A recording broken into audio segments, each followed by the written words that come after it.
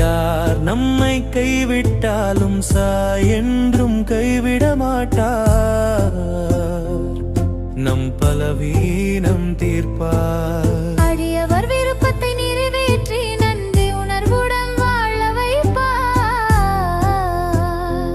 ஹேமந்த் பேச்சிற்கும் பேனாவிற்கு சாய உணர்வூட்டி சரிதம் எழுத வைத்தார். சரிதத்தின் மகிமை அறியாதவரும் கற்பனை என்றிடுவார். சாயின் மகிமை அறிந்தவரோ கற்பகத்தரு என்றே சரித அமுதத்தை பருகிடுவார்.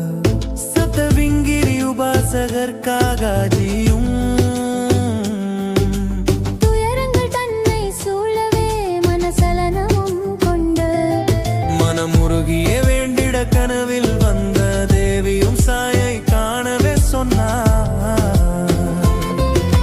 சாயை யார் என்று அறியாத காகாஜியும் சாயை சந்திக்க துடித்தார். சிரடி வரவழைத்து தன்னை சந்திக்கவும் செய்தார். ஷாமாவின் தாயாரும் தன் குலதெய்வமானார். சப்தவிங்கிரி தாயாருக்கு நேர்த்திக் கடனை செலுத்து என்று ஷாமாவிடம் சொல்லியே தன் இன்னுயிரை துறந்தார்.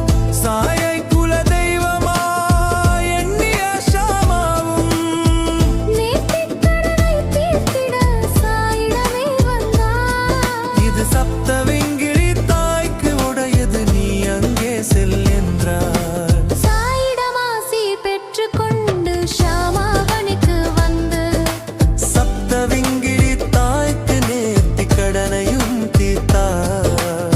சப்தவிங்கிரி பூசாரி காகாஜி விட்டல்.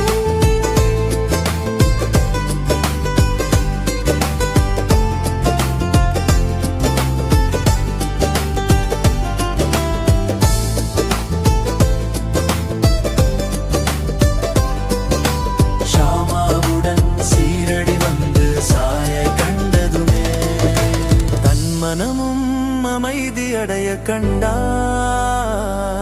சில நாள் சீரடி தங்கியதால் பேரின்பம் அடைந்தார். சாயிடமுதி ஆசி பெற்றுக்கொண்டு